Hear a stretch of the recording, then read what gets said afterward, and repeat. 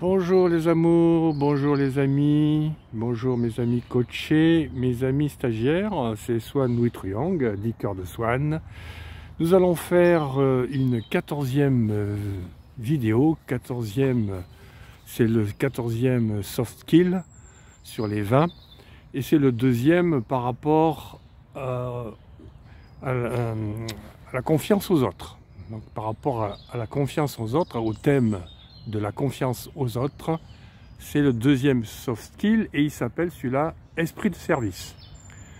Voilà, donc on va entamer la définition de l'esprit de service. On va aussi travailler sur le processus qui permet d'améliorer l'esprit de service et voir les qualités principales pour être dans un esprit de service, une qualité de service.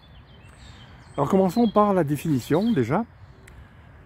Qu'est-ce que c'est que l'esprit de service? Alors l'esprit de service, c'est être capable de satisfaire une personne ayant un besoin, un problème ou faisant une demande professionnelle. On l'appelle dans ce cas un client. Alors je répète, c'est la capacité de satisfaire une personne, le besoin d'une personne dans tous les cas, ou son problème, ou de répondre à une demande qui est souvent professionnelle. Pour cela, on peut travailler sur un processus, mettre en place un processus de qualité de service. Je l'appelle moi le café filtre parce que je l'ai inventé et je l'utilise pour mes stagiaires. D'ailleurs, ceux qui ont fait un stage avec moi ou une formation vont reconnaître le café filtre. Alors, le café filtre, pourquoi? Parce que c'est un filtre, on part de quelque chose de général au niveau des paroles, blablabla, et on obtient en la fin moins de paroles, donc c'est une espèce d'entonnoir ou de filtre, où on obtient des solutions factuelles et des satisfactions de l'un et de l'autre. Alors, première phase du café filtre, c'est l'accueil. Savoir accueillir l'autre de façon positive, c'est-à-dire savoir se présenter, savoir identifier l'autre, savoir comprendre son état psychologique. Ça, c'est la partie accueil, avec le sourire, avec la courtoisie qu'il faut pour être dans une qualité de service exemplaire. Ensuite, deuxième phase, c'est de découvrir le besoin de l'autre. Découvrir son besoin. Donc c'est savoir questionner, faire des questions ouvertes, fermées, alternatives, en retour, etc. Savoir reformuler. Et pour cela, il faut écouter, évidemment.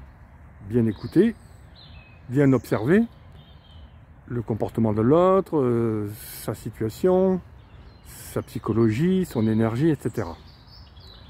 Troisième phase, pour améliorer la qualité de service, c'est de trouver des solutions ensemble ou séparément. Enfin, ça peut être l'autre personne qui trouve la solution par rapport aux questions, ou nous-mêmes, on peut aider à faire que la personne trouve les solutions.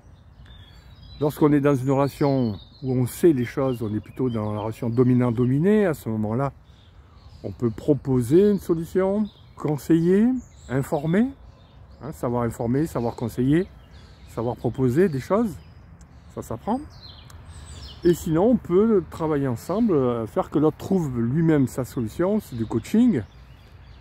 C'est accompagner la personne, soutenir la personne et lui dire bravo, l'encourager lorsqu'elle trouve elle-même ses propres solutions.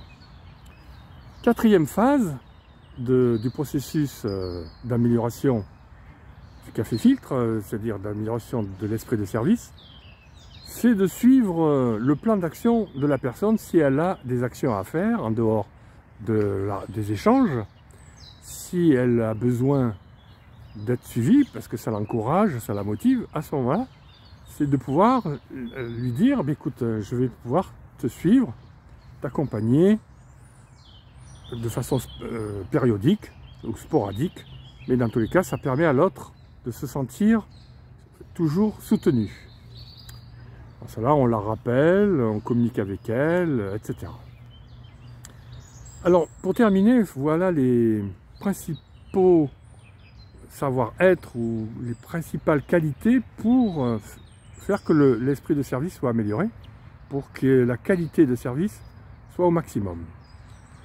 Alors, évidemment, il faut être...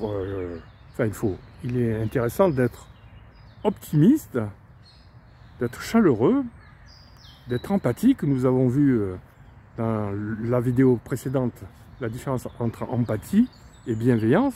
C'est d'être les deux. Empathique, ressentir l'autre, et bienveillant, veiller à son bien-être, à sa demande. De travailler la confiance en soi, la confiance en l'autre, confiance mutuelle. De s'engager si on suit son plan d'action. D'être respectueux dans l'accompagnement ou dans l'information, d'être professionnel avec des clients si on est en clientèle, d'être assertif. Assertif, ça veut dire d'être capable de savoir être ferme lorsqu'on a des convictions, tout en étant négociateur, tout en étant courtoisie et respectueux de l'autre. Et coopératif, voire collaboratif, lorsqu'on veut faire quelque chose ensemble. Voilà ce que je voulais vous dire sur la qualité de service, l'esprit de service. Eh bien, nous allons continuer les deux autres soft skills qui correspondent à la confiance aux autres. En attendant, je vous souhaite une belle journée si c'est le jour pour vous, une belle nuit si c'est la nuit pour vous. Et je vous souhaite aussi de faire que l'esprit de service soit avec vous si vous êtes en clientèle ou avec des amis ou avec vos proches. C'est important d'avoir cet esprit-là qui permet d'améliorer les relations avec les uns et les autres. À très bientôt, c'était Soigny. Merci de votre écoute.